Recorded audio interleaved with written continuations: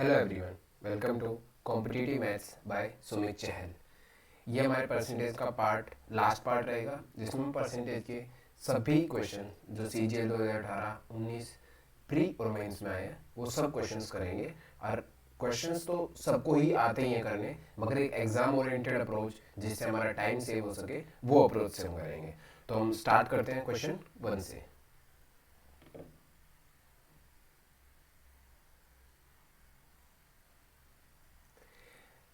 The price, ये पहला question है आज का।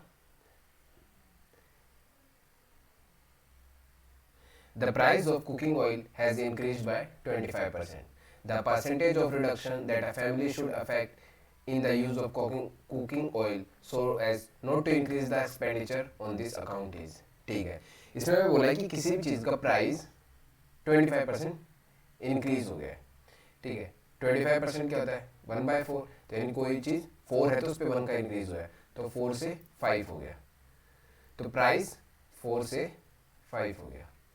ठीक है, हमने रिडक्शन कितना करना पड़ेगा कंजम्पशन में कि ओवरऑल जो प्राइस इनटू कंजम्पशन से एक्सपेंडिचर निकलता है वो चेंज ना हो, कोई भी एक्सपेंडिचर चेंज नहीं हो रहा। तो हमें ये पता है प्राइस इनटू कंजम्पशन वो इक्वल टू होता है एक्सपेंडिचर के। अगर एक्सपेंडिचर सेम है तो प्राइस और कंजम्पशन का इनवर्स रेशियो हो जाएगा। इनवर्स रेशियो हो जाएगा तो यहाँ प्राइस अगर 4 है तो कंजम्पशन 5 रही होगी, और यहाँ प्राइस 5 हो गया तो कंजम्पशन 4 हो जाएगी। अगर हम इसको मल्टीप्लाई करके देखेंगे तो यहाँ पर भी हमारा एक्सपेंडिचर 20 हो गया, इनको मल्टीप्लाई करेंगे तो भी एक्सपेंडिचर 20 रह गया, मतलब एक्सपेंडिचर कांस्टेंट रहा है। तो प्राइस का 4:5 में हुआ है तो कंजम्पशन 5 से 4 हो जाएगी। तो कितना कंजम्पशन डिक्रीज हुआ, 5 से 4 हो गई, 1 का रिडक्शन हो गया किस पे 5 पे, परसेंटेज के लिए मल्टीप्लाई बाय 100 कर देंगे तो 20%। ऑप्शन डी हमारा आंसर हो जाएगा। हमने ऐसे क्वेश्चन हमारी प्रीवियस वीडियोस में भी किए हैं, आप वहां से भी देख सकते हैं, नहीं तो ये बहुत ही बेसिक क्वेश्चन है, एग्जाम में जो आता ही रहता है, रिपीट होता रहता है प्री या मेंस में, आपको ये आना भी चाहिए। नेक्स्ट क्वेश्चन देखते हैं।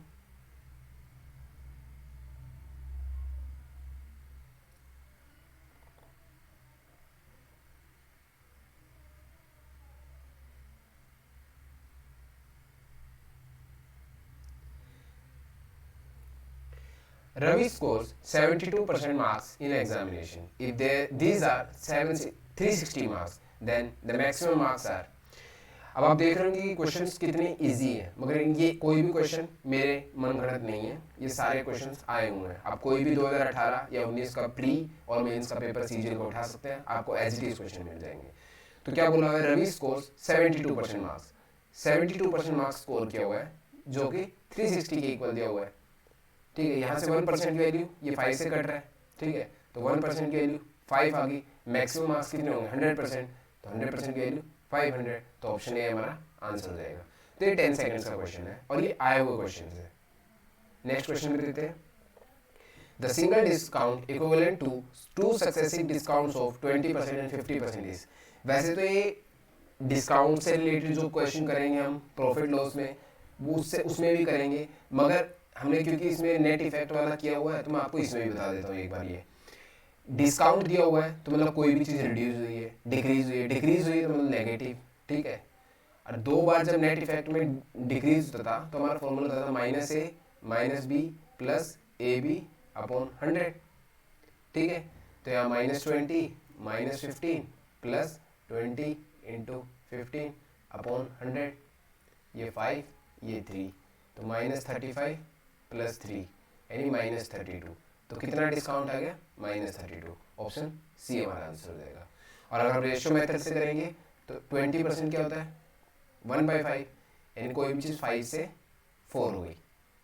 ठीक है, सिमिलरली 15% है, 15% को क्या क्या वैल्यू होती है, अगर आपको डायरेक्ट आता है तो आप डायरेक्ट लिखिए, नहीं आता है तो परसेंटेज हटा के 1/100, तो 3/20। ठीक है, नहीं तो आप ऐसे आगे 5% 1/20 तो 3 टाइम्स तो 3/20 हो गया, तो 20 से कोई चीज़ रिड्यूस हो गई 17 हो गई, 3 कम हो गया।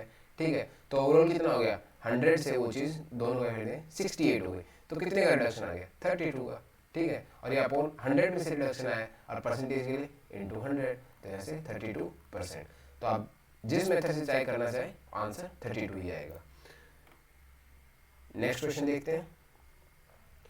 By what number should given must the given number be multiplied so as to increase the number by 25%। मतलब कोई भी चीज़ 100 से अगर 25% बढ़ा देंगे तो 125 हो जाएगी। तो किस चीज़ से मल्टीप्लाई करना पड़ेगा, इस नंबर को किस चीज़ से मल्टीप्लाई करना पड़ेगा। तो आप इसको ऐसे लिख सकते हैं 100 को x से मल्टीप्लाई करेगा तो 125 आ जाएगा। ठीक है, तो x की वैल्यू क्या आ जाएगी 125/100। ठीक है, ये हो गया 5/4।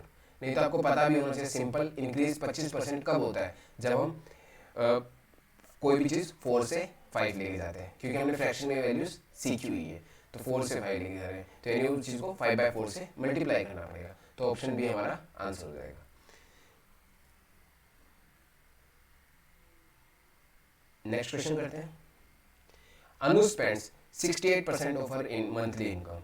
If monthly income increases by 20% and her saving increases by 3/8%, then the percentage increase in her monthly expenditure is। इस वाले क्वेश्चन के लिए मैं आपको बेस्ट मेथड बताऊंगा और इजीएस्ट होगा ये। आप इसको एक नंबर लाइन की तरह ड्रॉ कर लीजिए। यहाँ लिख लीजिए एक्सपेंडिचर, यहाँ लिख लीजिए सेविंग, और इन दोनों को मिला के टोटल हो जाएगा हमारा इनकम। ठीक है, अब 68% उसने स्पेंड कर दिए, 100 में से 68 कर दिए। ठीक है, अब सिंपलेस्ट रेशियो लिखेंगे, 4 की टेबल से काटेंगे तो ये 25 हो जाएगा और ये 17 हो जाएगा। तो मतलब सेविंग उसकी 8 हुई होगी। तो मतलब एक्सपेंडिचर अगर 17 यूनिट है तो सेविंग 8 यूनिट है और इनकम 25 यूनिट है। यहाँ तक किसी को कोई डाउट नहीं होना चाहिए। अब मंथली इनकम इंक्रीज बाय 20%, तो 20% से इंक्रीज हुई तो डायरेक्ट आप 20 से मल्टीप्लाई कर दीजिए और 500 आ गया। इनकम में 500 का इंक्रीज हो गया। Savings increase by 7, 9, 3/8%। तो 9 8 से 72 प्लस 3 75, तो 75/8%। तो सेविंग कहाँ पर हमारा, यहाँ पर है। सेविंग में 8 यूनिट है, इसको 75/8 से आप मल्टीप्लाई कर लीजिए। तो ये हो गया हमारा, ये से कट जाएगा 75 यूनिट आ जाएगा। ठीक है, इनकम सेविंग ये दोनों एक्सपेंडिचर और सेविंग मिलके इनकम बनाते हैं। तो अगर 500 यहाँ है तो इसमें 75 को हटा देंगे तो ये कितना बचेगा 425। अब ये 425 यूनिट 17 को किस चीज़ से मल्टीप्लाई करने पे 425 आएगा, मतलब 17 को किस चीज़ से मल्टीप्लाई करने पे 425 आएगा। ठीक है, ये जो वैल्यू होगी आएगी, यही हमारा एक्सपेंडिचर का इंक्रीज की वैल्यू आएगी। तो यहाँ से हम एक्स की वैल्यू निकालेंगे 425/17, 17 2 जा 34, 85 25 यानी 25। ऑप्शन बी, ऑप्शन बी मेरा आंसर हो जाएगा। ये मैंने कैसे लिखा है आप इस चीज़ से समझिए कि इसको 20 से मल्टीप्लाई करने पे आ रहा था, 8 को 75/8 से मल्टीप्लाई करने पे आ रहा था। तो इस 17 को किस चीज़ से मल्टीप्लाई करूँगा, किस इंक्रीज से मल्टीप्लाई करूँगा कि ये आएगा। तो जो वैल्यू यहाँ आ रही है वो हमने ऐसे निकाल ली, वही हमारा इंक्रीज परसेंटेज होगा। तो कितनी भी हार्ड परसेंटेज वैल्यू दी होगी, कितनी भी कॉम्प्लिकेटेड दी होगी, हम लोग अगर इस मेथड से करेंगे तो हमारे लिए ईजी रहेगा। आप भी अपने लेवल पे कितने भी क्वेश्चन मिले आपको इसमें सेम चीज़ से आप अपने करके देखिएगा, हर एक क्वेश्चन को इस चीज़ से ट्राई करके देखिएगा, आपका हर चीज़ का सोल्यूशन विद इन 30 सेकेंड्स आना चाहिए। और ये मोस्ट रिपीटेड क्वेश्चन है TCS का। नेक्स्ट क्वेश्चन देखते हैं। In the examination Anita secured 31% marks and failed by 16 marks. Sunita secured 40% marks and obtained 56 marks more than those required to pass. Find the minimum marks required to pass.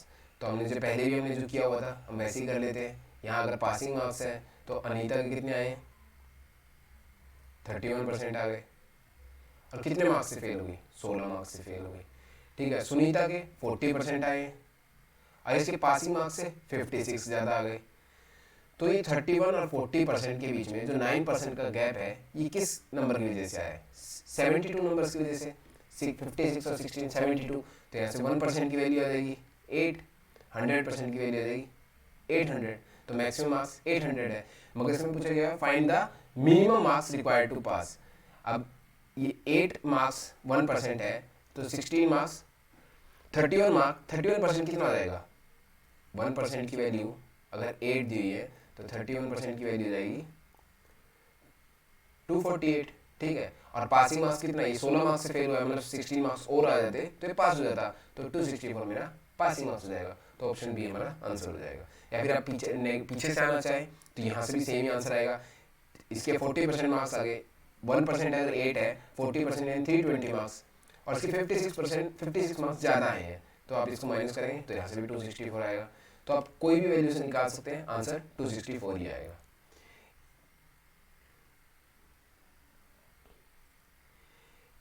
Next question देखते हैं। In an examination 4% of the students did not appear for the annual exam. 10% of the students who appeared for the exams could not pass the exam. Out of the remaining, 50% got distinction marks, and 432 students passed the exam but could not get distinctions. Then the number of students in the school is, कोई भी ऐसे जिसमें successful की ये चीज़ हट गई, reminder में से बच गया, रिमाइंडर में से बच गया, तो हम लोगों ने इस चीज़ का हमने वीडियोस में भी क्वेश्चन किया है, सेम मेथड से हम फॉलो करेंगे। नंबर ऑफ स्टूडेंट्स को मान लेते हैं n, ठीक है। अब 4% क्या होता है 1/25, यानी कोई भी चीज़ 25 है उसका फर्स्ट एक पार्ट, 4% डिड नॉट अपीयर, तो यानी एक पार्ट तो अपीयर ही नहीं हुए, तो अपीयर करने वाले कितने हो गए 24/25, ठीक है, क्योंकि वो चीज़ हमें रिमूव करती रहनी है, हमें वो चीज़ चाहिए ही नहीं। अब 10% of the student who appeared for the exam could not pass, 10% 1/10, ठीक है, तो 10 में से एक बंदा पास ही नहीं कर पाया, तो रिमेनिंग पास कितने हो पाए होंगे 9/10 ही पास हो पाए होंगे, ठीक है। Out of the remaining students, अब ये रिमेनिंग है, ठीक है, जो फेल हो गए उसके अलावा जो बचे हुए, 50% got distinction marks, 50 and 432 student pass the exam but could not get distinction. अगर 50% को डिस्टिंक्शन मिला हुआ है तो कितने बच्चों को डिस्टिंक्शन नहीं मिला, 50% को नहीं मिला, 50% क्या होता है 1/2, तो यानी इसकी 1/2, इसकी वैल्यू हमें दी हुई है 432। अब हमारे पास सिंपल एक इक्वेशन बच गई ये वाली, ठीक है। अब इसको सॉल्व कर लेंगे और नंबर ऑफ स्टूडेंट्स हम निकाल सकते हैं। सॉल्व करने के लिए अभी 9 से डिवाइड हो रहा है, 4 से 36, 48, फिर ये 2 से भी जा रहा है, ये 9 से कट चुका है, तो कितना हो गया यहाँ 5, यहाँ 500 था, ऊपर 2 है तो 1000, ऑप्शन ए हमारा आंसर हो जाएगा। तो आपको ये चीज़ अगर आप एक बार एक इक्वेशन को लिख लेंगे तो आपके लिए इजी रहेगा कैलकुलेशन। नेक्स्ट क्वेश्चन करते हैं। The population of a city increases by 30% in the first year and decreases by 15% in the second year. If the present population is 11,050, then the population 2 years ago was, ठीक है, कि population first year में हमारी increase हुई है 30%, second year में decrease हुई है, माइनस लिख देता हूँ 15%, और जो अभी है 2 साल के बाद वो हमें दी हुई है 11,050। हमें 2 साल पहले क्या थी वो पॉपुलेशन, अगर हम 2 मेथड से करके बता देता हूँ मैं आपको साथ साथ। 30% होता है 3/10, अगर कोई भी चीज़ 10 थी तो उसमें 3 का इंक्रीज दिया है, क्योंकि इंक्रीज की बात हो रही है, तो 10 से 13 हो गई, ठीक है। और एक है 15%, 15% की वैल्यू है 3/20, क्योंकि डिक्रीज दिया हुआ है तो वो चीज़ मान लो 20 से 17 हो गई, ये 2 चीज़ दी हुई है। तो मान लेते हैं कि पॉपुलेशन 2 साल पहले कितनी थी, x थी, ठीक है। अब 1 साल के बाद वो 13/10 टाइम्स हो गई, क्योंकि 30% इंक्रीज हो गई, 30% यानी कोई भी चीज़ 10 से 13 हो गई तो 13/10 टाइम्स हो गई।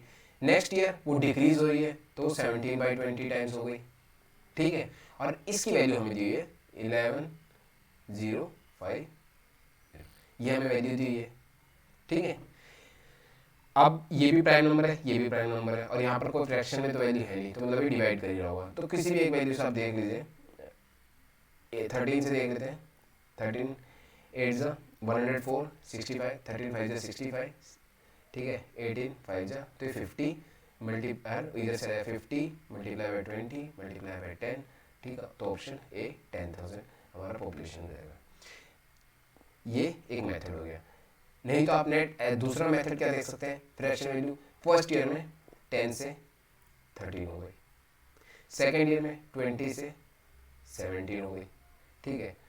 तो ओवरऑल इफेक्ट क्या पड़ा होगा, कोई भी चीज़ जो 200 होगी वो यहाँ पर 221 हो गई, ठीक है।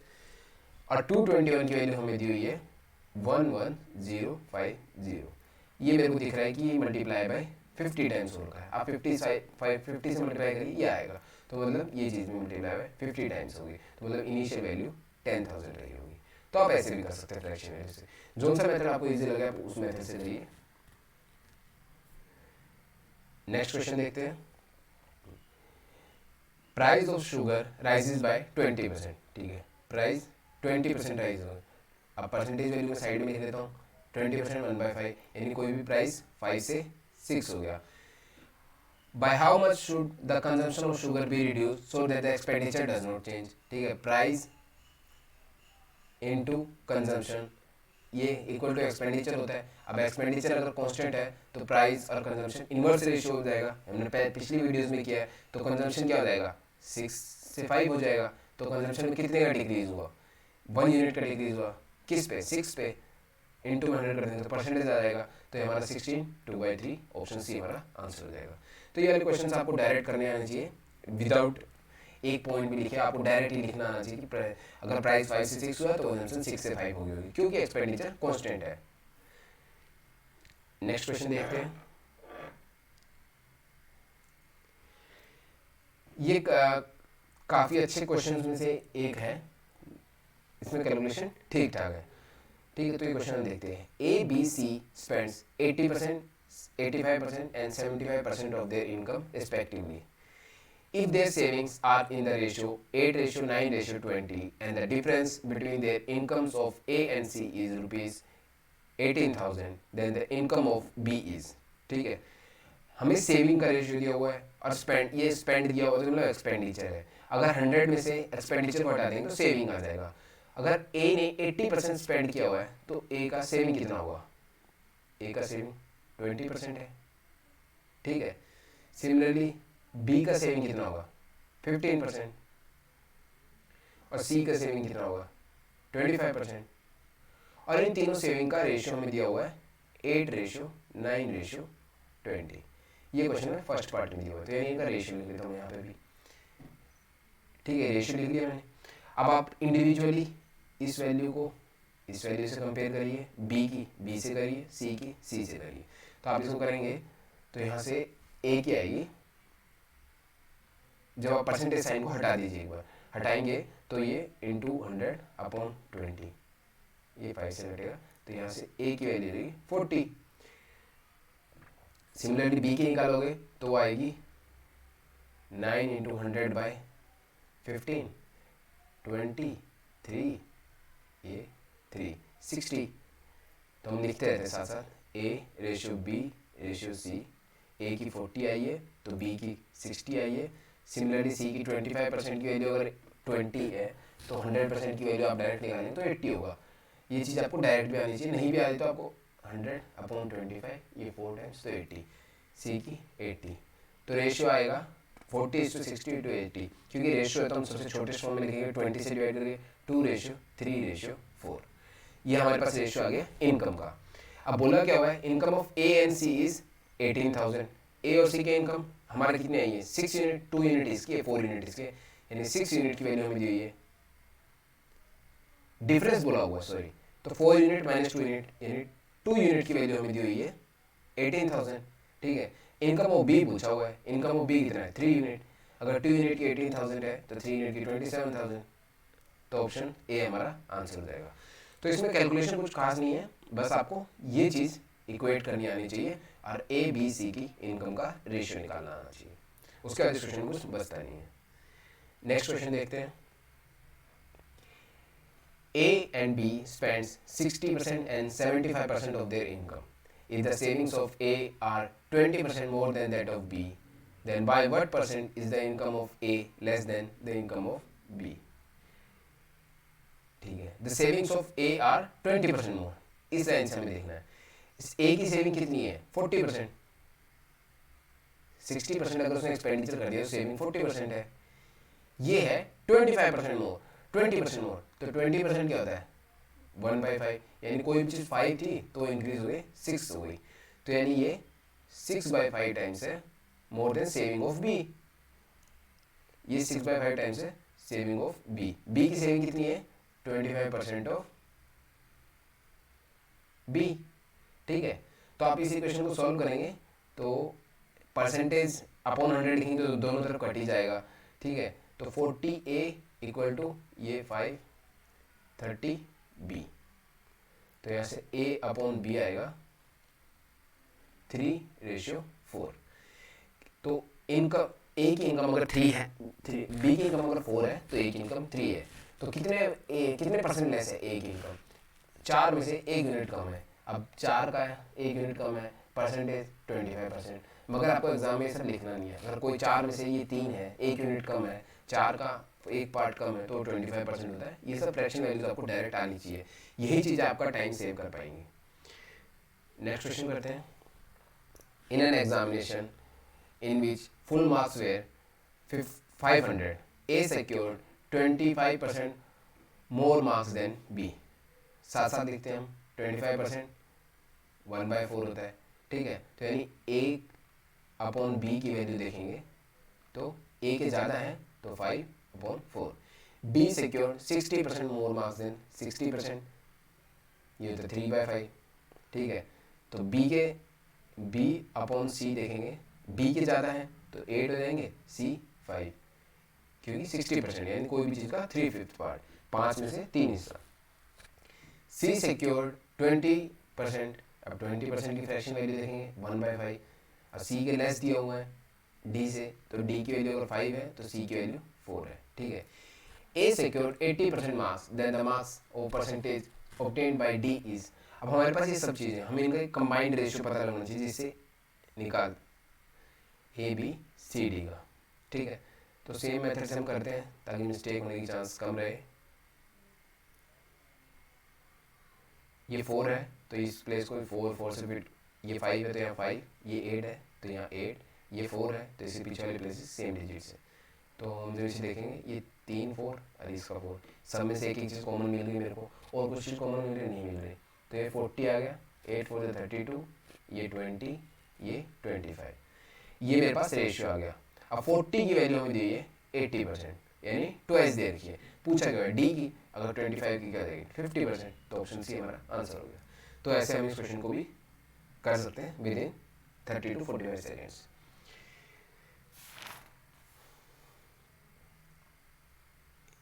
नेक्स्ट क्वेश्चन देखते हैं। ये क्वेश्चन भी थोड़ा सा कैलकुलेटिव है मगर इजीली हम कर सकते हैं। ABC donate 8%, 7% and 9% of their salary, ठीक है। लिख लेते हैं ABC। इसने 8% दे दी, B ने 7% दे दी, C ने 9% दे दी। The salaries of A and B are same, अगर A और B की सैलरी सेम दी है, and the difference between their donation is ₹259।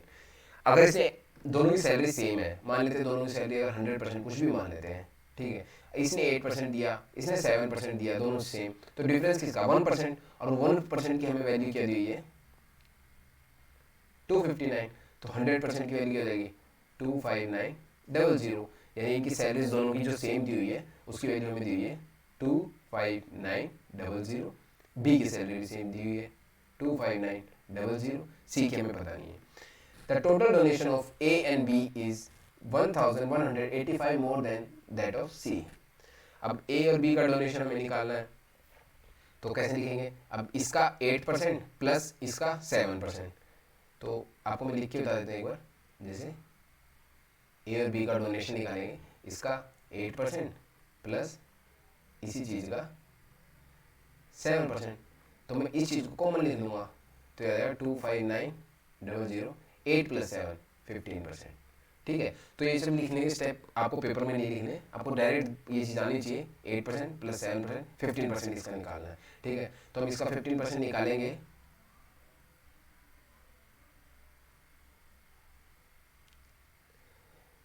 थोड़ी मैं स्पेस बना लेता हूँ।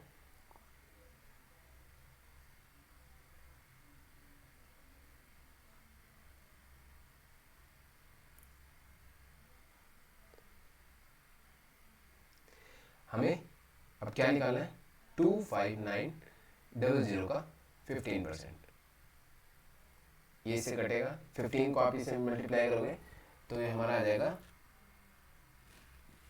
3885, यानी ये A और B की डोनेशन होगी। A और B की डोनेशन C से इतना ज़्यादा दी हुई है, तो मगर अगर इसमें से मैं इस वैल्यू को माइनस कर दूंगा तो C की डोनेशन आ जाएगी। अब इसमें से इसको माइनस करूँगा तो आ जाएगा 2700। ये C ने डोनेट किया, C ने डोनेट कितना किया 9%, तो ये 9% की वैल्यू दी है। यहाँ से अगर 1% की वैल्यू निकालूंगा तो मेरी 300, और 100% की निकालूंगा तो 30,000, तो C की सैलरी कितनी आएगी मेरी 1000, ठीक है, यहाँ तक हो गया। Then the donation of A and C का डोनेशन पूछा हुआ है, यानी इसका 8%। अब इसका 8% हमें अब निकालना पड़ेगा। पहले तो हम लोगों ने डायरेक्ट 15% निकाल के काम चला लिया था। अब इसका 8% होगा 259,008/100।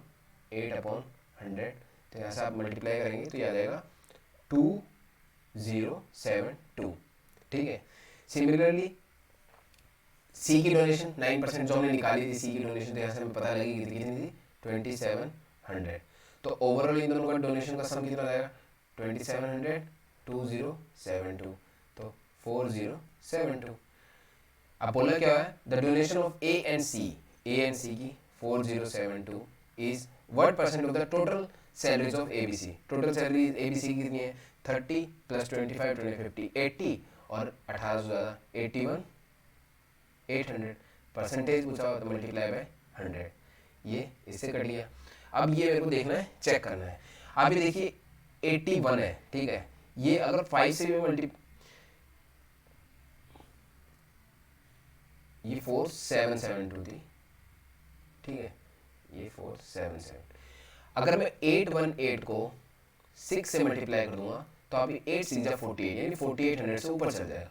तो मेरा 6 से तो आंसर हो नहीं सकता, तो 6 से जस्ट नीचे वाली छोटी वैल्यू 5.8 मैं डायरेक्ट ऑप्शन से टिक कर सकता हूँ। इसमें आपको एग्जैक्ट वैल्यू निकालने की जरूरत नहीं है, ये सारे ऑप्शन 6 से ऊपर है, और जबकि मेरी वैल्यूज 6 पे डिवाइड नहीं हो रही है, उससे नीचे ही जा रही है, तो ऑप्शन 5.8 जाएगा। तो ऐसे आपको ऑप्शन पे भी नजर रखनी है, और ऑप्शन आपकी हेल्प करेंगे टाइम सेव करने में, जिसमें कैलकुलेशन थोड़ी लंबी होगी। नेक्स्ट क्वेश्चन देखते हैं। The income of A is 60% less than that of B. 60% क्या होता है, 3/5, यानी अगर ए अपॉन बी की वैल्यू देखेंगे, बी की अगर 5 है तो ए की 60% लेस है, एंड 3 कम है, एंड 2 बच गए। And expenditure of A is equal to 60% ऑफ एक्सपेंडिचर ऑफ बी। ये इनकम का था। अब एक्सपेंडिचर की बात है, A is equal to 60%, expenditure of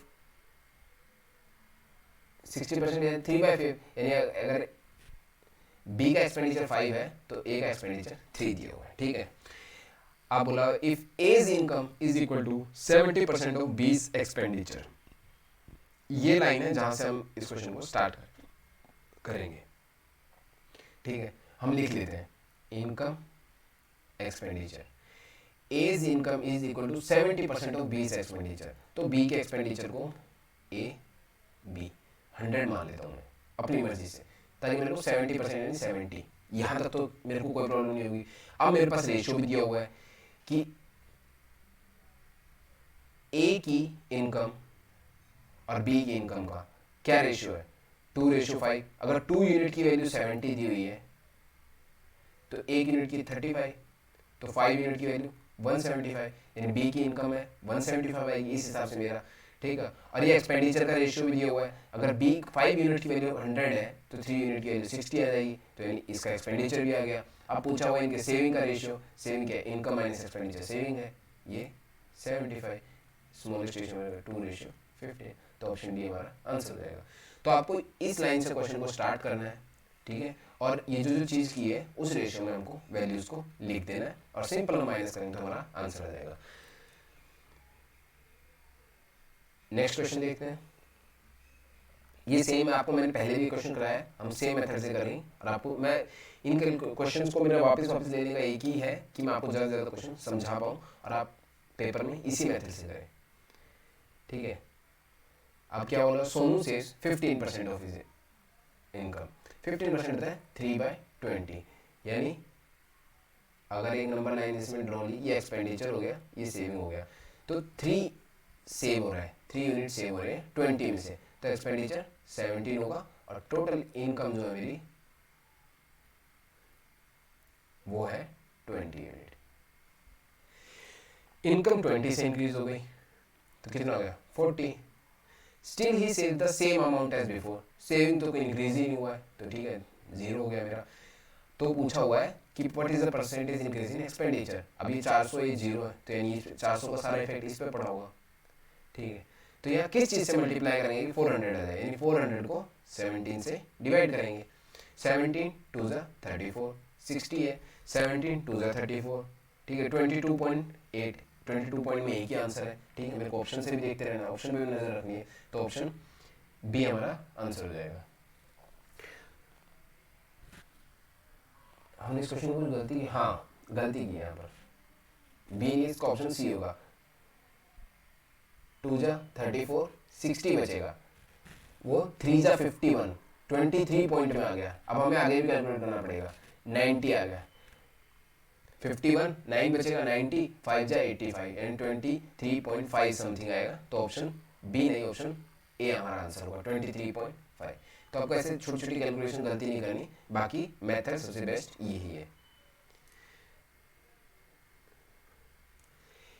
next question देखते हैं। If the difference between 62% and 80% of a number is 198। अब 80% माइनस 62% जो हमें दिया हुआ है, यानी कितना बच गया, 18%।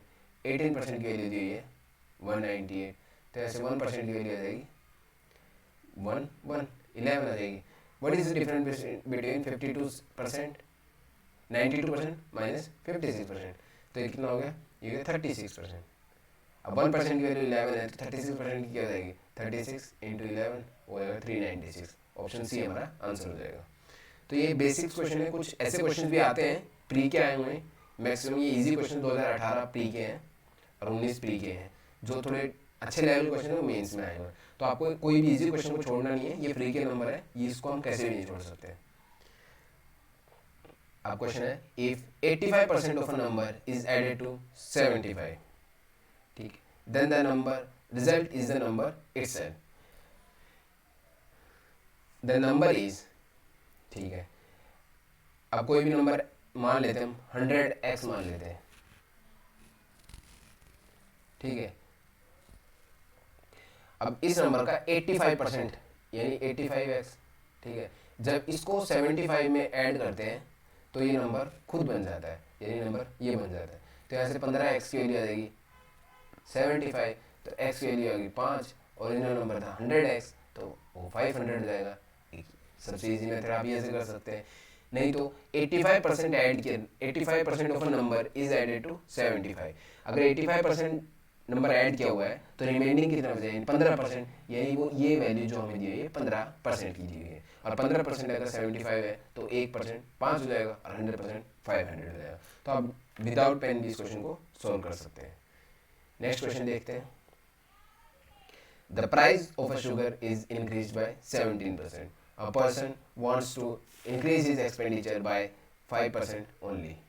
By what percent should he decrease his consumption? तो हमने जो मेथड पहले किया था, मैं आपको सेम उसी मेथड से करवा देता हूँ। प्राइस, कंजम्पशन और एक्सपेंडिचर। प्राइस और कंजम्पशन का मल्टीप्लाई करने पे एक्सपेंडिचर आ रहा था। अब प्राइस 100 से 117 हो गया, 100 लिया क्योंकि उसका 17% निकालना आसान है, तो कोई भी प्राइस 100 से 117 हो गया। एक्सपेंडिचर 5% बढ़ाना है, यानी कोई भी प्राइस अगर एक्सपेंडिचर 100 था तो उससे मेरे को 105 लेके जाना है। तो कंजम्पशन पे इफेक्ट पूछा हुआ है, कंजम्पशन मान लेते हैं ए से बी हो गई, इंक्रीज डिक्रीज जो भी होगा हम बाद में पता लग जाएगा। अब same method 100A price into consumption upon 117B, इनकी वैल्यू क्या है 100 अपॉन 105, ठीक है। तो यहाँ से A अपॉन B की वैल्यू क्या जाएगी, ये इससे कट जाएगा, ये 117 ऊपर चल जाएगा, तो 117 अपॉन 105।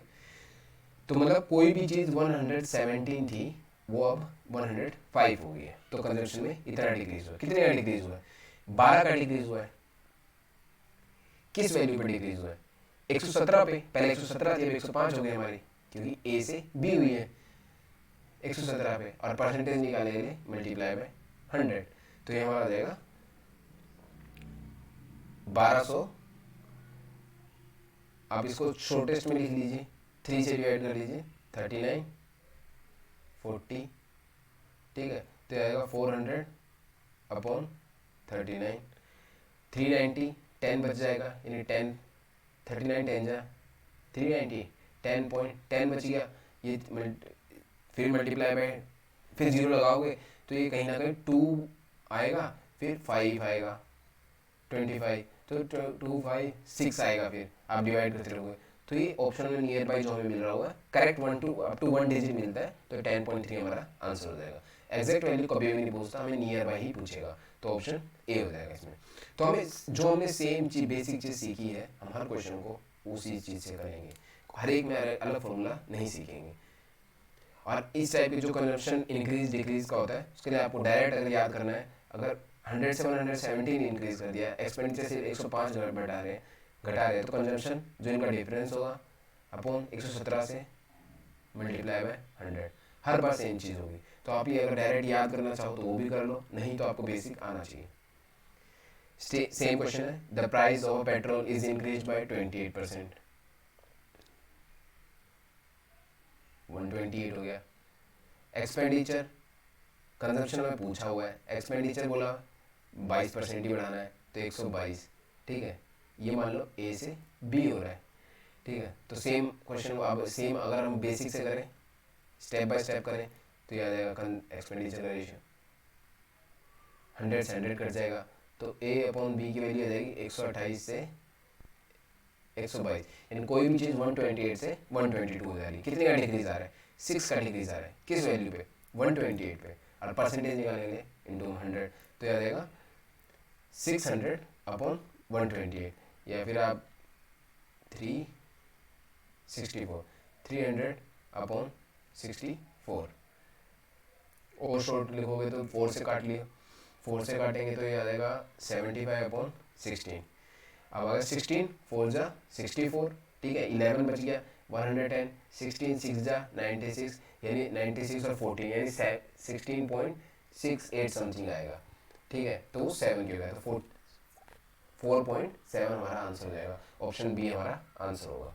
अगर हम अप टू ऐसे निकालेंगे तो ये समथिंग आगे बनता जाएगा, पूरा डिवाइड नहीं हो पाएगा। तो ये नियर बाय वैल्यू पूछी है, अब करेक्ट अप टू 1 डिजिट पूछते हैं तो 4.7 हमारा आंसर हो जाएगा। वैसे भी हमारा इन दो में ही चेक करना था हमें, ठीक है, और नियर बाय 4.7 आंसर हो जाएगा। तो और सेम जैसे मैंने आपको पिछले में बताया 100 से 128 हुआ है, कंजम्पशन 122 तक लेके जाना है तो कितने का डिक्रीज करना है? 6 का 128 पे मल्टीप्लाई बाय 100, ये डायरेक्ट भी आपको करना आना चाहिए, ठीक है। तो ये जब आएगा तो आप रिपीटेड क्वेश्चन की प्रैक्टिस करते रहेंगे। अगर नहीं आता है तो आपको ये बेसिक लाइन लिख के भी आना चाहिए, ताकि अगर आप कभी कंफ्यूज हो जाए तो बेसिक आपको आता हो। एक और क्वेश्चन देखते हैं सेम तरीके से। प्राइस 100 से 124 हो गया, ठीक है। एक्सपेंडिचर 100 से 118 हो गया है। कंजम्पशन ए से बी मान लेते हैं, ठीक है। तो 100A बाय 124 बी, इसकी वैल्यू है 100 अपॉन 118, ये 100 से 100 कटेगा, ए बाय बी आएगा 124 बाय 118, तो कितने का डिक्रीज हुआ? 6 का डिक्रीज हुआ, किस पे? 124 पे, और परसेंटेज के लिए मल्टीप्लाई बाय 100 कर देंगे। तो 24 से 4 से काटो, ये 150 अपॉन 31, 150 अपॉन 31, ये 5 से तो कम ही जा रहा है तो 4.8 के आसपास ही जाएगा। जब हम एक्जैक्ट वैल्यू निकाल के देखेंगे तो ये 4.8 समथिंग आएगा, क्योंकि 155 होता है ना, 31 5 जा, तो 5 से ऊपर तो जाने से रहा, और वो जस्ट नीचे है, ठीक है। तो ये 4.8 समथिंग आएगा और हमारा नियरेस्ट वैल्यू 4.8 हो जाएगा। और सेम अगर हम डायरेक्ट वो देखें कि 124 प्राइस हुआ है, कंजम्पशन 118 आ रही है, तो कितने का डिक्रीज हो रहा है? 6 पे, किस पे? 124 पे, मल्टीप्लाई बाय 100, अगर डायरेक्ट लिखना है तो आपको, और डायरेक्ट भी आना चाहिए, जब आप रेगुलर प्रैक्टिस करोगे तो डायरेक्ट लिखना आना चाहिए। नेक्स्ट क्वेश्चन देखते हैं। The income of A is 40% more than that of B. अब इनकम का है ए बाय बी, लिख लेते हैं 40%, जैसे कि हम हमारे क्वेश्चन करते हैं, हम अपनी परसेंटेज वैल्यू लिख लेते हैं 2/5 है। अगर ए की ज़्यादा है तो 5 से 2 ज़्यादा है, यानी ए की 7 होगी तो बी की 5 होगी, ये इनका रेशियो हो गया। A got a rise of 25% in his income and B got a rise of 40% in his income. Then the percentage increased in the combined income of A and B is. अब इसमें 25% का increase कर दीजिए, यानी 1/4, B में 40% का कर दीजिए और आपका आंसर आ जाएगा। मैं इस क्वेश्चन को करने के लिए सबसे बताऊंगा कि आप A की 700 मान लीजिए, B की 500 मान लीजिए। क्यों? ताकि 25% जो भी वैल्यू कही हमें लेने में ईजी होगी। अब इसका 25% निकालेंगे यानी 1/4 से डिवाइड करेंगे तो इसका 175 आ जाएगा, ठीक है। इसका 40% निकालेंगे तो 200 जाएगा। तो कितने का इंक्रीज हुआ? 375 का। किस वैल्यू पे इंक्रीज हुआ? पहले की इनकम तो मेरी 1200 थी, ठीक है, और मल्टीप्लाई बाय 100 करेंगे तो परसेंटेज आ जाएगा, ये 0 से 0 कट जाएगा, 3 से भी हो जाएगा, हाँ 125/4, तो ये 31.25, ऑप्शन ए हमारा आंसर हो जाएगा। ये वैल्यू रीजन लेने का रीज़न ये था कि परसेंटेज में पूछा हो। अगर मेरे को 17% कुछ अटपटा भी पूछा होता तो मेरे को कोई दिक्कत नहीं थी, क्यों? क्योंकि मैंने 2 0 ले लिए। और जब मैं उसको परसेंटेज में अगर 17 पूछा होता तो मैं 17/100 लिखता, तो ये कटते और 119 में डायरेक्ट लिख देता। तो मैं इसको कैलकुलेट करने में कोई लिखने की जरूरत नहीं पड़ती, मैं डायरेक्ट पता लगता है कि मेरे को 2 0 मेरे कटने वाले हैं, 17 7 जा 119 में डायरेक्ट लिख देता अगर 17%। तो ऐसी आपको वैल्यू ऐसी लेनी है जिससे आपका कैलकुलेशन ईजी हो। नेक्स्ट क्वेश्चन देखते हैं। Surbhi spends 75% of her income. If her income increases by 20% and saving decreases by 1%, then the percentage expenditure is। अभी तक जितने भी क्वेश्चन किए थे हमने सब कुछ इंक्रीज था, इनकम, सेविंग, ठीक है, मगर एक डिक्रीज वाला क्वेश्चन भी हम कर लेते हैं और इसको भी हम सेम मेथड से करते हैं जो हमने अभी तक किया हुआ है, एक्सपेंडिचर, सेविंग और ये इन दोनों को मिला के इनकम। 75% दिया हुआ है इसमें, 75% होता है 3/4, यानी अगर एक्सपेंडिचर 3 दिया हुआ है, इनकम 4 दी हुई है, तो सेविंग 1 है, 1।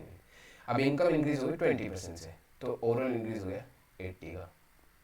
सेविंग डिक्रीज हो गई -1, ठीक है, 1 × -1 यानी -1। अब इनकम एक्सपेंडिचर और सेविंग से बना होता है, तो यानी यहाँ पर इफेक्ट आएगा 81 का, तभी तो इन दोनों का सम 80 हो जाएगा। अब 81 का इफेक्ट क्या आएगा? किस चीज़ से मल्टीप्लाई करने पे आएगा? यहाँ किस चीज़ से मल्टीप्लाई करें? तो यानी डिवाइड में आ जाएगा, तो 81 को जब 3 से डिवाइड करेंगे तो 27 आ जाएगा, और यानी 27% ही हमारा एक्सपेंडिचर इंक्रीज हो। जो यहाँ वैल्यू आएगी वो चेंज की वैल्यू आएगी, ठीक है, और ये प्लस में है तो इसलिए एक्सपेंडिचर इंक्रीज हुआ हमारा। तो हमें इस हर एक क्वेश्चन को इसी मेथड से सॉल्व करने की कोशिश करनी है, और ये मेथड आपको सिर्फ प्रैक्टिस से आ पाएगा। नेक्स्ट क्वेश्चन देखते हैं। A is 20% less than B, while C is 20% more than D. If D is 25% less than A, then which of the following is true? हमें सारे रेशियो C और B में दिए हुए हैं, तो हम एक बार लिख लेते हैं। सारी परसेंटेज वैल्यू को मैं आपको एक बार लिख देता हूँ। ये मैं वापस लिख रहा हूँ ताकि आपकी प्रैक्टिस रहे, आपको पेपर में ऐसा कुछ नहीं करना है, डायरेक्ट याद होनी चाहिए। 20% वैल्यू है, 25% वैल्यू है, वो 1/4 है। पहले दिया हुआ है A/B की वैल्यू हम निकालेंगे, A 20% लेस है, तो यानी A 4 है, B 5 है। सेकंड में B और C C और D का रेशियो दिया हुआ है, वो भी हमारा C 20% मोर है तो 6/5 आ जाएगा। थर्ड में दिया हुआ D और A का रेशियो 25% होता है 1/4, अगर 25% लेस है तो यानी 1 यूनिट लेस हो गया, तो 4/3। अब हमें A B, यहाँ पे भी B की वैल्यू 5 है, A की वैल्यू 4 है, ठीक है, ये तो ठीक है हमारा, मगर D की वैल्यू यहाँ 5 है, यहाँ 3 है, तो हमें इस रेशियो को बराबर करना है। तो हम बराबर करने के लिए काम करते हैं, पहले इसको 5 से मल्टीप्लाई कर लेता हूँ। तो यहाँ से 5 से मल्टीप्लाई करते ही ये मेरा बन जाएगा 15/20। अब इसको 3 से मल्टीप्लाई कर लेंगे तो ये मेरा 15/18, ठीक है।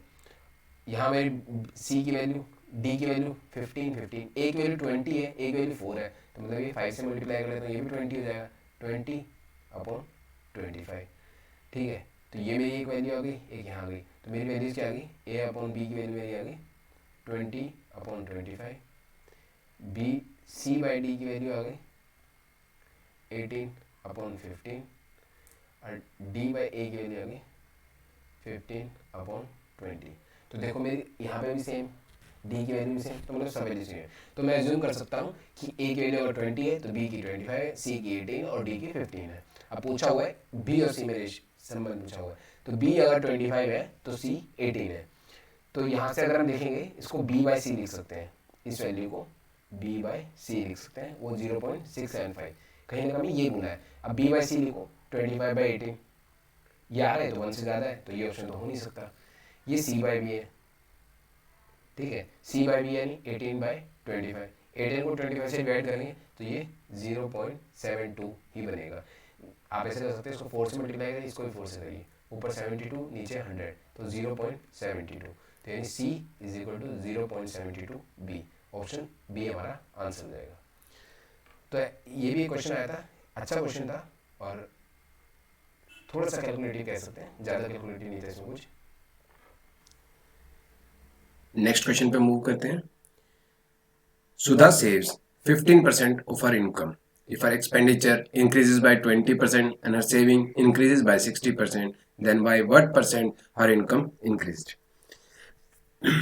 तो जैसे कि हमने पहले भी क्वेश्चन किए हैं, सेम फॉर्मेट से करते हैं हम, एक लाइन से ड्रॉ कर लेते हैं। अब क्या हुआ, 15% बोला हुआ हमें, 15% होता है 3/20, ठीक है, तो सेव्स 15% मिला है, 20 कोई पार्ट है उसमें 3% सेव हो रहा है, तो यहाँ सेविंग लिख देता हूँ, ये हमें दिया 3%, एक्सपेंडिचर 17% हो जाएगा और ओवरऑल इनकम हो जाएगी हमारी 20%, ये होगी इनकम। अब बोला हुआ एक्सपेंडिचर इंक्रीजेस बाय 20%, तो एक्सपेंडिचर 20 से तो मल्टीप्लाई बाय 20, जैसे कि हमने पिछले क्वेश्चन में किया, तो ये 340 का इंक्रीज। सेविंग 60 से इंक्रीज हुई है, 3% है, 60 से करेंगे तो 180 का हो गया। ओवरऑल कितने का इंक्रीज हो गया, दोनों को ऐड करेंगे कितने, 520 का। ये दोनों के सम से ही इनकम बनती है, तो यहाँ पर किस चीज से मल्टीप्लाई करना चाहिए कि वो 520 आ जाए, ठीक है, तो किस चीज से मल्टीप्लाई करेंगे, 26 से, 520 को 20 से जो ऐड करोगे 26 आएगा, तो 26% इंक्रीज इनकम में होगा, ऑप्शन सी हमारा आंसर हो जाएगा। नेक्स्ट क्वेश्चन देखते हैं।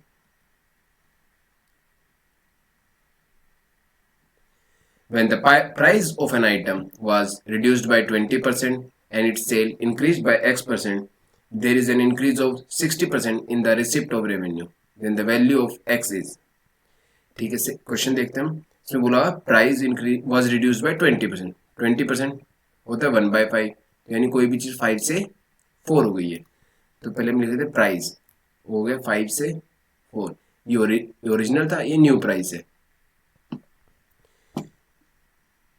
And its sale increased by X%। अब X की वैल्यू हमें कुछ दी नहीं है, तो हम सेल को लिख लेते हैं, कोई भी A से B हो गई, X% इंक्रीज हो गई, ठीक है, and there is a increase of 60% in the receipt of revenue. 60% होता है 3/5, यानी कोई भी चीज 5 से 8 हो गई क्योंकि इंक्रीज दिया हुआ है। अब प्राइस को नंबर ऑफ क्वांटिटी से मल्टीप्लाई करेंगे तभी तो हमारा टोटल रेवेन्यू आएगा, या फिर रेवेन्यू रिसिप्ट आएगा। मतलब 5 रुपए का आइटम है, 10 आइटम भेज तो रेवेन्यू रिसिप्ट 50 रुपए होगी, तो इसका हमें दिया हुआ है ये 5 से 8 हो गई है, यानी ओरिजिनली अगर 5 थी तो अभी 8 हो गई है। तो सेम मेथड जो हमने पहले भी किया था, मल्टीप्लाई करेंगे 5A अपॉन 4B, इसको कंपेयर कर देंगे रेवेन्यू रिसिप्ट के रेशियो से, 5/8 आ गया, तो यहाँ से 5 से 5 कटेगा, ये 4 2, तो A अपॉन B बचेगा 1/2, यानी कोई भी चीज 1 थी वो इंक्रीज हो गई 2 हो गई, यानी डबल हो गई, तो डबल हो गया मतलब 100% इंक्रीज हुआ। तो ये क्वेश्चन है, इसे भी हम सेम फ्रैक्शन वाले मेथड से ही करेंगे। नेक्स्ट क्वेश्चन देखते हैं। If income of A is 25% more than that of B, ठीक है, 25% 1/4, यानी कोई भी 4 से 5 हो जाएगी, ज्यादा की बोलिए तो A अपॉन B की वैल्यू आएगी 5/4। Similarly, the income of C is 65% less than the sum of A and B. 65% होगा, फ्रैक्शन वैल्यू निकालोगे 13/20 आएगा, ठीक है। अगर आपको फ्रैक्शन वैल्यू डायरेक्ट नहीं निकली आती तो आप कैसे करेंगे, 65 इंटू 1/100, परसेंटेज साइन को हटाएंगे तो 5 से कटेगा 13, ये 20, तो 13/20 है। सी की लेस बोली हुई है, तो यानी 65 पर 13 लेस, यानी C 7 होगा, A प्लस बी अगर 20 है तो, यानी A प्लस बी अगर 20 है तो C 7 होगा। 65% लेस बोला हुआ है, यानी 13% लेस, 20 में से 13% लेस होंगे तो यानी 7% की बात की जा रही है, ये आ गया। अब हमें बोला हुआ है income of C is what percent less then income of A। यहाँ इनकम ऑफ A और B का सम कितना है, 5 और 4 9, और यहाँ 20 दिया हुआ है। अगर हम सम को इक्वल कर ले तो वैल्यूज को कंपेयर कर सकते हैं। तो किससे करेंगे? अगर मैं इनको 20 से मल्टीप्लाई कर दूं और इसको 9 से कर दूं तो दोनों इक्वल हो जाएंगे, क्योंकि 9 और 20 का आप एलसीएम लोगे तो 180 आएगा, वो मल्टीप्लाई करने से ही आ रहा है। तो ऐसे कर ले, हम मल्टीप्लाई कर लेते हैं। तो ए अपॉन बी को जब हम 20 से मल्टीप्लाई करेंगे तो ये 100/80 हो जाएगा। सिमिलरली इस तरफ अगर 9 से मल्टीप्लाई करेंगे तो ये 63/180 हो जाएगा। तो हम देख सकते हैं कि ए बी का सम 180, यहाँ पर भी 180, तो हमारी वैल्यू सही जा रही है। तो हम ए को 100 ले सकते हैं, बी को 80 ले सकते हैं और सी को 63 ले सकते हैं। अब जो पूछा हुआ है the income of C 63 is what percent less than the income of A की अगर 100 दी हुई है तो 100 में से 63 है तो डायरेक्टली 37% लेस दिख रहा है। नहीं तो आप देख लो डिफरेंस निकालो, ए के रिस्पेक्ट में पूछा हुआ अपॉन 100 मल्टीप्लाई बाय 100 कर देंगे परसेंटेज के लिए तो 37% आंसर हो जाएगा। ऑप्शन डी हमारा आंसर हो जाएगा। तो इस क्वेश्चन को भी हम बस इस ऐसे क्वेश्चन में हमें सीखना है कि हम इनकी वैल्यूज को इक्वल रखें। इनका जो सम है अगर 9 है, यहाँ 20 बन रहा है, तो आप एलसीएम लेके इक्वल करिए ताकि हम वैल्यूज को कंपेयर कर सकें। नेक्स्ट क्वेश्चन पे मूव करते हैं। The income of Raju is 20% more than his expenditure. ठीक है, 20% होता है 1/5, मोर की बात है यानी कोई 5 से 6 है, तो income is 20% more than is expenditure. तो इनकम अपॉन एक्सपेंडिचर का रेशियो दिया हुआ है 6/5। अब इनकम इंक्रीजेज बाय 60%, तो हम सेम जो हमने पहले किया नंबर लाइन से ड्रॉ कर लेते हैं, एक्सपेंडिचर लिख लेते हैं, सेविंग, और ये दोनों मिली है इनकम से बन के। ठीक है, हमें वो इनकम का पोर्शन दिया हुआ है 6 होंगे, तो एक्सपेंडिचर के 5 दिए हुए हैं और सेविंग का कितना बचेगा? 1 पोर्शन बचेगा। अब इनकम इंक्रीजेज बाय 60%, 60 360 हो गया। एक्सपेंडिचर इंक्रीज बाय 70%, 70 5 को 70 से करेंगे 350 आ गया। देन सेविंग, अब कितना डिफरेंस रह गया 10 का, तो यहाँ किस चीज़ से मल्टीप्लाई करेंगे? 1 को किस चीज़ से मल्टीप्लाई करेंगे? 10 आएगा, 10 से करेंगे तो यानी 10% का। और क्योंकि यहाँ इंक्रीज, ये इंक्रीज आएगा, ठीक है, क्योंकि यहाँ पर हमें जरूरत पड़ी है। अगर हमारे पास यहाँ एक्स्ट्रा हो जाता पहले से तो यहाँ पर डिक्रीज आता, तो इसलिए इसका ऑप्शन डी आंसर हो जाएगा। नेक्स्ट क्वेश्चन पे मूव करते हैं। Richa saves X% of her income. If her income increases by 26% and expenditure increases by 20%, then her saving increases by 50%. What is the value of X? ये question 2019 mains का 15 नवंबर का question है। तो मैंने जो 15 नवंबर की वीडियोस डाली सोल्यूशन की कंप्लीट सीरीज है, आप उसमें भी इसका चेक कर सकते हैं। उसमें मैंने आपको 2-3 मेथड से बताया, मगर यहाँ पर मैं आपको इजीएस्ट मेथड से बताऊंगा। मान लेते हैं कि कोई भी चीज इनकम भी 100% थी, परसेंट बोला हुआ मैंने, 100 नहीं बोला, ठीक है, ये इनकम है। यहाँ एक्सपेंडिचर था वो भी कहीं ना कहीं 100% था, जो भी चीज़ 100% ही है, और सेविंग भी हमारी 100% थी। ये 100 वैल्यू नहीं है कि हम बोलेंगे कि भाई इन दोनों के सम से ये बनना चाहिए, नहीं, ये परसेंट है कि पूरी 100 है। अब इनकम में अगर 26 का इंक्रीज हो गया, ठीक है, और अगर मैं एक्सपेंडिचर में भी 26% का कर दूं और सेविंग में भी 26 का कर दूं तो ओवरऑल कोई इफेक्ट नहीं पड़ेगा, क्योंकि इनसे तो ये मिलके बना था। मगर यहाँ बोला हुआ है कि इनकम में 26 का हो गया और एक्सपेंडिचर में 26 नहीं हुआ, यहाँ पर 20% हुआ, ठीक है, जिसके कारण सेविंग में 50% का हो गया। अगर इन एक्सपेंडिचर में भी 26 होता, सेविंग में भी 26 होता, कोई इफेक्ट नहीं पड़ता, मगर एक्सपेंडिचर में 26 ना होगा, 20% हुआ, तो एक्सपेंडिचर में डिफरेंस कितना आया? 6% का डिफरेंस आया, 6% ऑफ एक्सपेंडिचर। और ये जो 6% एक्सपेंडिचर का कम हुआ है, इसकी वजह से सेविंग जो हमारी 26 होनी चाहिए थी वो कितनी बढ़ गई? 50% हो गई, 24% बढ़ गई, यानी 6% of expenditure equal to 24% of saving, equation 1 के हिसाब से। तो यहाँ से एक्सपेंडिचर अपॉन सेविंग का रेशियो निकालेंगे 4:1 आ जाएगा, यानी कोई भी चीज अगर एक्सपेंडिचर 4 हो रहा है, सेविंग 1 हो रही है, तो एक्सपेंडिचर 4 है, सेविंग 1 है, तो इनकम यहाँ से कितनी आएगी? 5। पहले पूछा गया है एक्स क्या है? सेव्स, यानी सेव कितना यूनिट किया? 1 यूनिट, किस में से? 5 में से, मल्टीप्लाई बाय 100 कर देंगे तो परसेंटेज, तो ये 20% हमारा आंसर हो जाएगा। तो ऑप्शन बी हमारा आंसर हो जाएगा। अगर आपको इसको डिफरेंट मेथड्स चाहिए तो आप मेरी वीडियोस देख सकते हैं 15 नवंबर के सॉल्यूशन की, उसमें आपको कंप्लीट 2-3 टाइप से आंसर मिल जाएगा। लेक्चर 1 में ही है, फर्स्ट 20 क्वेश्चंस में लास्ट क्वेश्चन होगा, आप वहां से जाकर चेक कर सकते हैं। और वरना इजीएस्ट मेथड है, बस आपको ये समझना है कि अगर 26% इनकम इंक्रीज हुई है तो एक्सपेंडिचर भी अगर 26 होता और सेविंग भी 26 होता तो कोई इफेक्ट नहीं पड़ता। मगर क्योंकि एक्सपेंडिचर 26 ना होकर 20 हो गया तो 6% लेस हो गया, और इसी के कारण जो सेविंग है जो 26 ही होती तो वो मगर 50 हो गई है, 24% ज्यादा हो गई है। ठीक है, तो ये हम यहाँ से एक्सपेंडिचर अपॉन सेविंग का रेशियो निकाल सकते हैं, तो हमारे पास सेविंग आ जाएगी। नेक्स्ट क्वेश्चन पे मूव करते हैं। A is 80% more than B। लिख लेते हैं, 80% होता है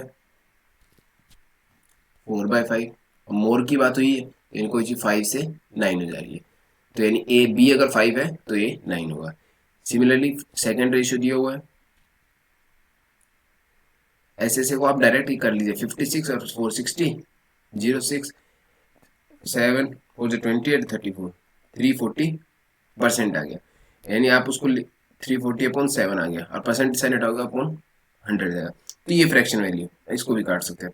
34 अपॉन 70 वैल्यू है, यानी अगर इतना लेस है तो वो चीज 70 से लेके 34 लेस हो रही है तो 36 हो जा रही है, तो यानी दिया हुआ सी 36 जाएगा less than the sum of A plus B का सम, ए प्लस बी का 70।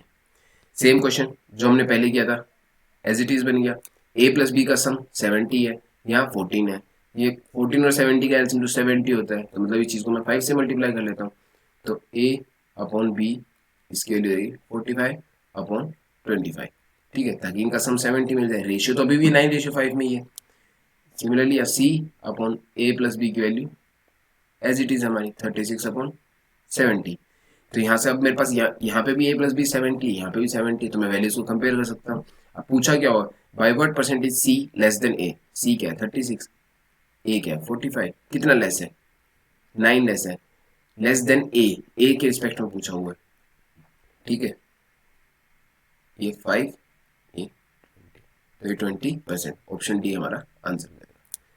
तो ये सेम क्वेश्चन है, ये क्वेश्चन है मेंस में आया हुआ, और इससे पिछला था वो प्री में आया है, तो ये वाले क्वेश्चन इस टाइप के आते रहते हैं।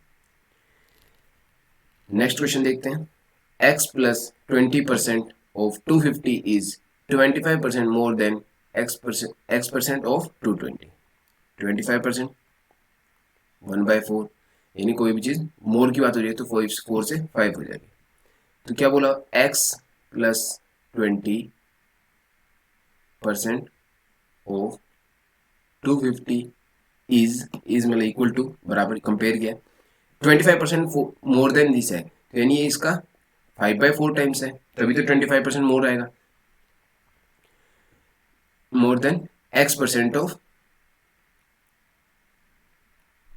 220, ये बन गया। अब ऑफ ये परसेंटेज है, इसको हटाओगे अपॉन 100 लिखेंगे, इस तरफ भी अपॉन 100 निकलेंगे तो कट जाएगा, तो वो चीज लिखने की जरूरत नहीं है, into 250 equal to 5/4 multiply by x multiply by 220, तो जब हम वैल्यूज को ये 50 0 0 4 5 20 हो जाएगा इधर, तो 20x plus 400 equal to 22x, तो यहाँ से 2x की वैल्यू आ जाएगी 400, x की वैल्यू आ जाएगी 200, तो हमने पहले से x की वैल्यू निकाल दिया। पूछा गया है then 10% of x plus 50, x in 200 plus 50, 250 का 10% 25 is less than 15% of x, 15% of 200 कितना हो गया, डायरेक्ट आपको आना चाहिए वैसे 30 होगा, मगर लिख के करोगे तो भी 30, कितना लेस है ये 5 लेस है।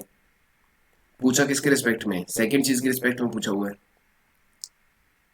ठीक है, तो इससे कटेगा 100/6, 16 2/3, ऑप्शन ए हमारा आंसर हो जाएगा। नेक्स्ट क्वेश्चन करते हैं, A certain number of students from school X appeared in an examination and 30% failed। ठीक है, 100% अगर बच्चे थे तो उसमें से फेल्ड हो गए 30%, तो पास हो गए 70। 150% more student than those from X. अगर एक्स में 100 है तो वाई में 150% मोर है, यानी वो 250 हो जाएंगे। ठीक है। If 80% of the total number of students who appeared from X and Y passed, यानी एक्स और वाई में कितने स्टूडेंट्स हुए 350, 350 के 80% पास हो गए, तो 80% 2 0 कट गए, यह गया 280, 280 स्टूडेंट टोटल पास हुए हैं। अगर 280 में से 70 तो एक्स से है तो वाई से कितने होंगे 210। अगर वाई से 210 पास हुए तो फेल कितने रह गए 40। Then what percent of the students who fail from Y, तो 40 की वैल्यू 40 पूछा और 250 का कितना परसेंट है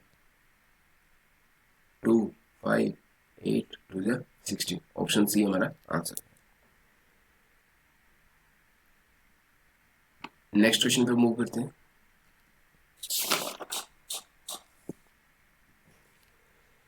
A is 40% less than B। 40%, मैं वैल्यूज को वापस लिख रहा हूँ ताकि आपको याद हो। लेस की बात हो यानी 5 से 3, तो A लेस है, यानी A बाई बी हम लिखेंगे तो 3/5 रहेगा। सिमिलरली 40% नेक्स्ट है less than B, and C is 40%। 40% क्या होता है 2/5, यानी C 2 पोर्शन है तो A प्लस बी 5 है। ठीक है, सेम क्वेश्चन हो गया। यहाँ 5 यहाँ 8 है सम, यहाँ 5 है, 8 और 5 का एलसीएम 40 होता है, तो इसको 5 से मल्टीप्लाई करते हैं। ए बाई बी की वैल्यू आएगी 15/25। सिमिलरली सेकेंड साइड करेंगे, इधर 8 से करेंगे, ये आएगा 16/40। यहाँ पे 40 सम, यहाँ पे 40 है। अब मैं वैल्यूज को कंपेयर कर सकता हूँ। अब पूछा गया B is greater than C, B कितना है 25, सी कितना है 16, कितना ग्रेटर है यहाँ पे 9, बी के रिस्पेक्ट में पूछा है अपॉन 16 इंटू में 100, ये गया 25 4, 225/4 यानी 56 1/4, ऑप्शन सी हमारा आंसर है। नेक्स्ट क्वेश्चन पे मूव करते हैं। Monica spends 72% of her income, 72% होता है। आप उसमें फ्रैक्शन वैल्यू में लिखोगे तो ये आएगा हमारा 18/25। ठीक है, इसको डायरेक्ट लिखने का आप ऐसे लिखो 4% को अगर 1 लिख सकते हैं तो 100% 25 हो गया। 4% 1 है तो 4 इंटू किससे करूंगा तो ये आएगा, इसे डिवाइड कर दो 4 से, 4 1 4 32 8 यानी 4 से अगर डायरेक्ट लिखेंगे तो 18 आएगा, तो 18/25 लिख सकते हैं। अब सेम स्टेप पहले की तरह, एक्सपेंडिचर सेविंग, इतना पोर्शन तो स्पेंड हो रहा है तो यानी 18% तो एक्सपेंडिचर का, सेविंग के 7 पोर्शन हो गए, इनकम के overall 25%।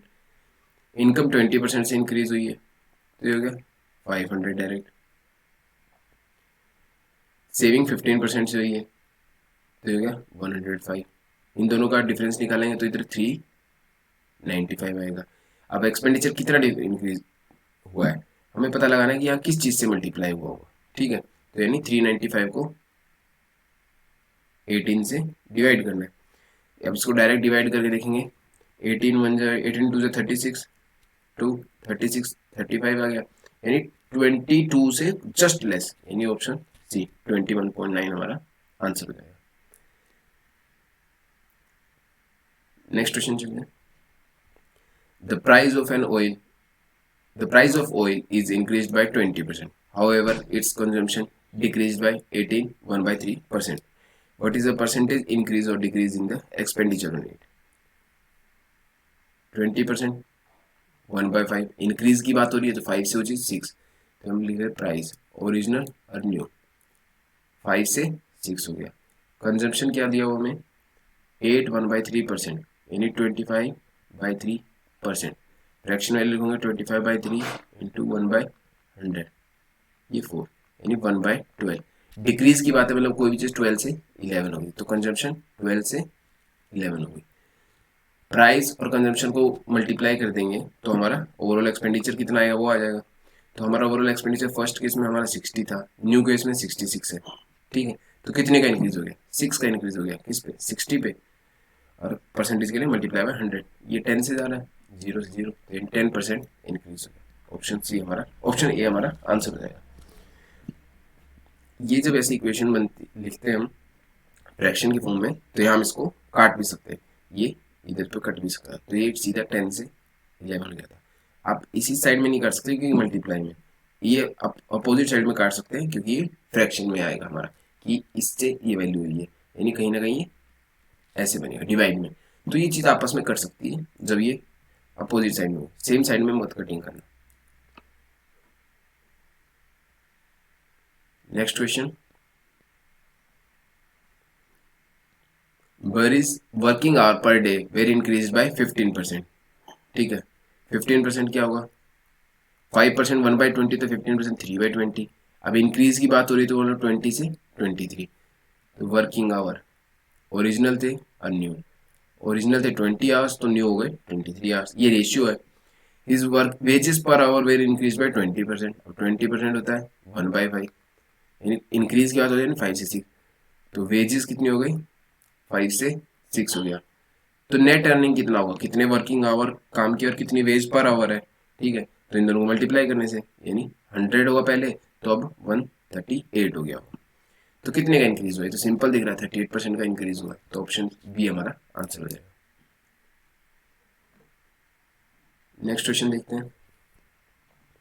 If 25% of half of X is equal to, साथ साथ लिखते रहते हैं, 25% ऑफ है तो मतलब मल्टीप्लाई आएगा, half of X is equal to 2.5, 2.5 को 5/2 लिख देता हूँ।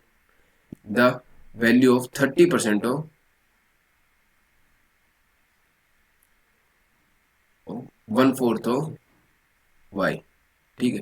Then X is Y, X is what percent more और लेस देन वाई, तो एक्स रेशियो वाई यहाँ से हमारा आ जाएगा और उससे हम परसेंटेज निकालेंगे।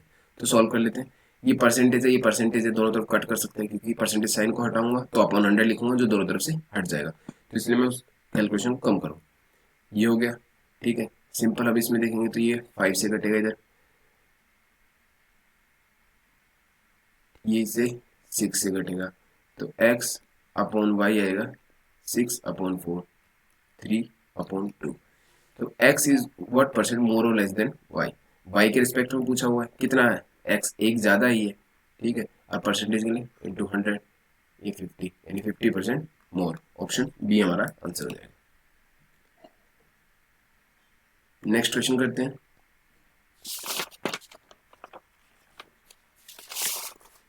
In an examination, A obtained 10% more marks than B.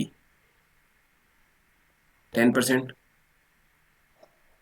1/10 होता है, तो यानी इनके मोर बोला हुआ है, तो यानी कोई चीज़ 10 से 11 हुई है, तो A की मार्क्स ज़्यादा है B से, तो यानी A की 11 होगी तो B की 10 होंगे। सेम B obtained 20%, 20% 1/5, मोर की बात हो रही है, यानी B के अगर 6 है तो C के 5 है।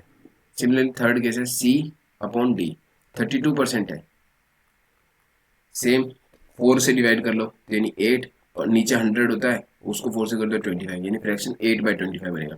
C के लेस है, यानी कोई चीज़ 25 से 17 हो रही है, C के लेस है तो C की 17 होगी और D की 25 है, ठीक है। अब हमें पूछा है A obtained 272 more marks than C, then the marks obtained by B is। अब हमारे पास ये सब चीज़ है, रेशियो निकालना है, तो हमारे पास जो बेस्ट मेथड है जिससे गलती कम हो हम वो करते हैं। 11, 10, 6, 5, 17, 25, यहाँ 10 है तो आगे वाली वैल्यू उसको इससे फिल करेंगे, यहाँ 5 है, पीछे वाली वैल्यू 6 से होगी, यहाँ 17 है तो ये 17 से हो जाएगी। आपको ऐसा नंबर इसमें दिख रहा है जो मैं सब जगह से काट सकूँ? नहीं, ऐसा कोई नंबर नहीं है, तो मेरे को ये मल्टीप्लाई ही करना पड़ेगा। इसको मल्टीप्लाई करेंगे तो हमारा आएगा 1122, इसको करेंगे 1020, इसको करेंगे 850 और इसको करेंगे 1250, ये इनका रेशियो आ गया। अब A obtained 272 more marks than C, A और C में यहाँ डिफरेंस कितने का आ रहा है? 1122, 850, यानी 72, 272, यानी मेरे एग्जैक्ट मार्क्स दिए होंगे, तो ए के इतने ही मार्क्स है और सी के इतने ही मार्क्स है, तो बी के भी इतने ही मार्क्स होंगे, तो यही पूछा हुआ marks obtained by B, option C हमारा आंसर रहेगा। नेक्स्ट क्वेश्चन करते हैं। If 60% of a number is 120 more than 20% of the number. अब बोला गया 60% of a number is 120 more than 20% of 60% यानी 40% डायरेक्ट हमें दिया हुआ है की वैल्यू 120 है, तो 100% इस नंबर की, अब कि 100% यानी 1% की वैल्यू आ जाएगी 3, ठीक है, और 100% की आ जाएगी 300, यानी ओरिजिनल नंबर 300 है। पूछा क्या हुआ है, then 28% of number is less than 33 1/3% of the number by. अब 33 1/3 ये क्या 100/3 माइनस 28 पूछा हुआ, 28% डिफरेंस पूछा हुआ, ये 84 जाएगा, तो 16/3%, यानी 300 का 16/3% निकालने को बोला है। परसेंट है, साइन हटाएंगे तो अपॉन 100 आ जाएगा, ये कटे ये 16, ऑप्शन सी हमारा आंसर है। नेक्स्ट क्वेश्चन मूव करते हैं। इन अ class 83 1/3% of the number of students are girls and the rest are boys। अब 83 1/3% इसको लिखेंगे तो ये 250/3% हो जाएगा। परसेंटेज साइन को हटाएंगे तो 1/100 लिखेंगे, ये आ जाएगा 5 2 50 से काट लिया तो ये 5/6। तो वैसे आपको ये वैल्यू याद भी होनी चाहिए कि 5/6 की वैल्यू। अब 1/6 की वैल्यू आपको याद होगी 16 2/3। जब इसको 5 से मल्टीप्लाई करेंगे तो ये 5/6 हो जाएगा, और यहाँ 18 10 5 से किया तो 10/3, 10/3 को कैसे लेंगे 3 1/3, तो 83 प्लस 80 प्लस 3 83 1/3, तो ऐसे बनती है। तो ये वैल्यूज आपको जितने प्रैक्टिस करोगे उतनी याद हो जाएगी। तो 83 1/3% को लिख दें 5/6, यानी अगर 6 है तो उसमें से 5 गर्ल्स है और बॉयज 1 है। If 60% of the number of boys 60% of the number of boys, अब इनका परसेंट बोला हुआ है 60% 80% बोला है, तो मैं इसको एक काम करता हूँ पहले 100 कर लेता हूँ ताकि मेरे लिए इजी बने, तीनों जगह कोई फर्क नहीं पड़ेगा क्वेश्चन में।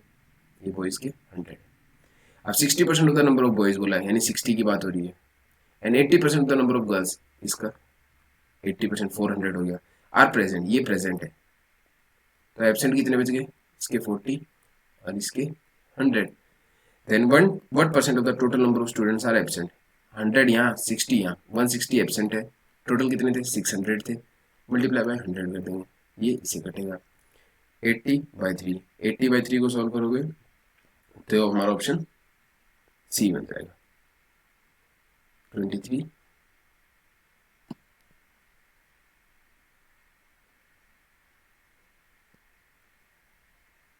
ऑप्शन सी नहीं 26 2/3, ऑप्शन ए आएगा, ठीक है। ये जो 70/3 हो गया ना 80/3 बोला, 26 2/3, तो ऑप्शन ए आंसर हुआ। तो ये छोटी छोटी चीजें गलती मत करना, मेहनत पूरी बर्बाद चली जाएगी। नेक्स्ट क्वेश्चन देखते हैं, सेम टाइप का क्वेश्चन है, मगर ये देखो परसेंटेज जो इंक्रीज फ्रैक्शन में भी दिया हुआ है, इससे भी कितना इजी क्वेश्चन होगा वो बताने के लिए मैंने क्वेश्चन दिया हुआ है। 65% होता है, 5% अगर 1/20 है तो 65 कितना होता है 13 से मल्टीप्लाई किया हुआ है, तो 13/20। एक्सपेंडिचर 13 पोर्शन है, सेविंग 7 पोर्शन है, और इनकम 20, इनकम 20.1% से इंक्रीज हो गई, तो कितना हो गया, हम मल्टीप्लाई करते थे 402 आ जाएगा। सिमिलरली एक्सपेंडिचर 25% से, एक्सपेंडिचर तो 13 यूनिट था, 25 से करोगे तो 325, तो डिफरेंस सेविंग का आएगा। अब इसमें से 325 माइनस करोगे तो कितना 77 बचेगा, यानी सेविंग का 77 का इफेक्ट आएगा, और 7 यूनिट है, किस चीज से मल्टीप्लाई करोगे 77 आएगा 11 से, तो ये 11% इंक्रीज हो जाएगा। और इंक्रीज और डिक्रीज का, क्योंकि यहाँ पर एक्सपेंडिचर ज्यादा हो जाएगा अगर इनकम वाले से पहले ही, ठीक है, तो यहाँ नेगेटिव में आएगा, वो नेगेटिव में आएगा तो डिक्रीज होगा, क्योंकि कम हो रहा है तो यहाँ पर ये जो बच रहा है सेविंग बच रहा है, और प्लस में आ रहा है तो ये इंक्रीज आ रहा है। आगे डिक्रीज का अगर कोई क्वेश्चन मुझे मिलेगा तो मैं उस पर भी बताऊंगा आपको। A number is increased by 16% and then increased by 14%. The number so obtained is now decreased bye 30%। तो नेट इफेक्ट पूछूंगा। तो नेट इफेक्ट इस वाले क्वेश्चन करने के लिए हम करते हैं जो हमने पहले वीडियो में सीखा हुआ परसेंटेज का नेट इफेक्ट निकालने के लिए, कि अगर कोई भी चीज A% से बढ़ रही थी फिर B% से बढ़ रही थी तो नेट इंक्रीज होता था A plus B plus A B upon 100। ठीक है, तो वही हमने फॉर्मूला लगा दिया। तो यहाँ देगा 16 प्लस 4 30 प्लस, आप इसको मल्टीप्लाई करेंगे 224 अपॉन 100 एंड 2.24, तो ये 32.24 आ जाएगा। अब इसका इफेक्ट सेकंड वाले के साथ चेक कर लेते हैं। ये तो इंक्रीज हो गया, ठीक है। अब दूसरे में बी जो है हमारा डिक्रीज है, उसके लिए फॉर्मूला होता था ए प्लस की जगह माइनस आ जाएगा, और यहाँ पे भी क्योंकि एक प्लस एक माइनस तो माइनस रह जाएगा ओवरऑल, तो ये फॉर्मूला आता था। अब इस फॉर्मूले को इसमें लगाते हैं 32.24 माइनस 30 माइनस 32.24 इंटू 30 अपॉन 100, यहाँ से कितना बचेगा 2.24, और यहाँ से हमारा बचेगा ये इसे कट ही जाएगा 72 96.72, और नीचे क्योंकि अपॉन 10 है तो 9.672, तो इसमें से इसको माइनस करेंगे तो आएगा -7 पॉइंट समथिंग, तो यानी नेट 7% का डिक्रीज होगा। तो ऑप्शन बी हमारा आंसर हो जाएगा। नेक्स्ट क्वेश्चन करते हैं। When the price of an item was reduced by 25%, 1/4 यानी रिड्यूस्ड है 4 से 3, तो प्राइस हो गया 4 से 3। सेल्स में फर्क पड़ रहा है X% इंक्रीज, यानी ए से कुछ भी मान लेते बी हो गई, ठीक है। और रेवेन्यू रिसिप्ट में 20% यानी वो 5 से 6 हो गई। तो सेम क्वेश्चन है 4A/3B की वैल्यू दी हुई है 5/6, यहाँ से 2, तो A/B की वैल्यू आ जाएगी 5/8। तो कितने का इंक्रीज हुआ? 3 का इंक्रीज हुआ। किस पे? 5 पे, क्योंकि ए इनिशियल तो हमारी ए थी, और परसेंटेज के लिए 120 यानी 60% का इंक्रीज है। तो ऑप्शन बी हमारा आंसर है।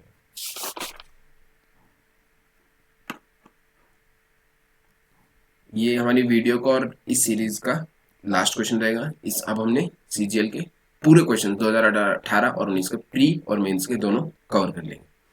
अब इसमें पूछा in a constituency 55% of the total number of voters are male and rest are female, यानी अगर 100 वोटर्स हैं तो उसमें से 55 मेल्स हैं, remaining 45 females. 40% of the male are illiterate, 40% यानी 2/5, यानी इसका 2/5 निकालेंगे तो 5 से करेंगे 11, 2 से 22, यानी इलिटरेट हो गई 22। तो पढ़े लिखे कितने रह गए 33। 40% of the females are literate, अब यहाँ 40% यानी 2/5, यानी इसका 5 से इसको 2/5 से करेंगे तो 9, 2 से 18, यानी लिटरेट। यहाँ देखना छोटा सा डिफरेंस है, यहाँ इलिटरेट है या लिटरेट दिया हुआ, तो यहाँ 18 हो गए, तो इलिटरेट कितने बच गए 27। By what percent is the total number of literate male? Literate male 33 more than illiterate female 27 से कितना ज़्यादा है, ये पूछा हुआ। कितना ज़्यादा है? 6 यूनिट ज़्यादा है। इलिटरेट फीमेल्स के रिस्पेक्ट में पूछा हुआ है, और मल्टीप्लाई बाय 100 कर देंगे तो परसेंटेज आएगा। 3 से काटेंगे तो 2/9, यानी 200/9, 200/9 कहता है 22, 2/9, तो ऑप्शन सी हमारा आंसर है। तो इसी के साथ हम इस वीडियो को एंड करते हैं। आपको कोई भी क्वेरीज हो, कोई गाइडेंस हो, आपको ये वेब सीरीज कैसी लगी हो, आप आगे भी चाहते हो कि मैं यही सीरीज कंटिन्यू करूँ 2018-19 के सीजीएल के हर चैप्टर का टॉपिक वाइज सारे क्वेश्चंस कराऊँ बेस्ट सॉल्यूशन के साथ, तो आप जरूर अपना फीडबैक शेयर करिए। या आपको कोई क्वेरीज हो तो आप मेरे से इस ईमेल आईडी पे या फिर फेसबुक या फिर इंस्टाग्राम पे सुमित चहल के नाम से जुड़ सकते हैं। Thank you.